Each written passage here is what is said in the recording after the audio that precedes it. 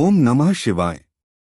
आज हम आपको सुनाने जा रहे हैं महाशिव पुराण का श्रीरुद्र संहिता का द्वितीय खंड का 14वां अध्याय, जो है दक्ष की 60 कन्याओं का विवाह।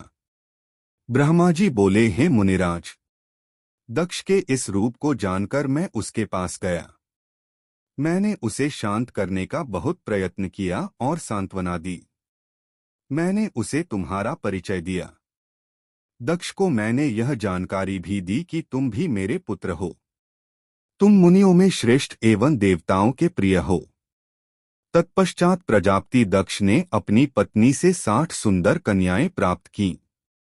तब उनका धर्म आदि के साथ विवाह कर दिया। दक्ष ने अपनी 10 कन्याओं का विवाह धर्म से, 13 कन्याओं का ब्याह कश्यप मुनि से और 27 कन्याओं का विवाह चंद्रमा से कर दिया।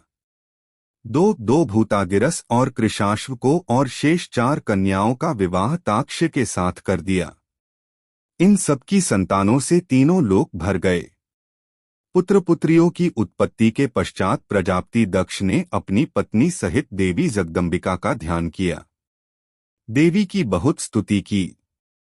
प्रजापति दक्ष की सपत्नीक स्तुति से देवी जगदम्बिका ने प्रसन्न होकर दक्ष की पत्नी के गर्भ से जन्म लेने का निश्चय किया। उत्तम मुहूर्त देखकर दक्ष पत्नी ने गर्भ धारण किया। उस समय उनकी शोभा बढ़ गई। भगवती के निवास के प्रभाव से दक्ष पत्नी महामंगल रूपिणी हो गई। देवी को गर्भ में जानकर सभी देवी देवताओं ने जगदम्बा की स्तुति की।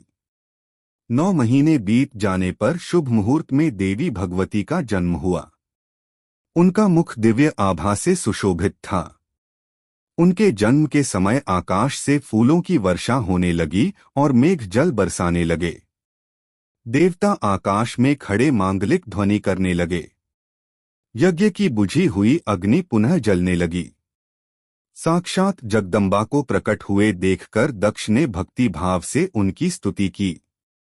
स्तुति सुनकर देवी प्रसन्न होकर बोली, हे प्रजापते, तुम्हारी तपस्या से प्रसन्न होकर मैंने तुम्हारे घर में पुत्री के रूप में जन्म लेने का जो वर दिया था वह आज पूर्ण हो गया है। यह कहकर उन्होंने पुनः शिशु रूप धारण कर लिया तथा रोने लगीं। उनका रोना सुनकर दासियां उन्हें चुप कराने हेतु वहां एकत्र हो गईं। जन्मोत्सव में गीत और अनेक वाद्य यंत्र बजने लगे। दक्ष ने वैदिक रीति से अनुष्ठान किया और ब्राह्मणों को दान दिया। उन्होंने अपनी पुत्री का नाम उमा रखा। देवी उमा का पालन बहुत अच्छे तरीके से किया जा रहा था। वह बालकपन में बहुत सी लीलाएं करती थीं। देवी उमा इस प्रकार बढ़ने लगीं जैसे शुक्ल पक्ष में चंद्रमा की कला बढ़ती है।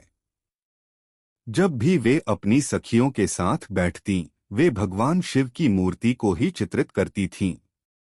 वे सदा प्रभु शिव के भजन गाती थीं। उन्हीं का स्मरण करतीं और भगवान शिव की भक्ति में ही लीन रहतीं।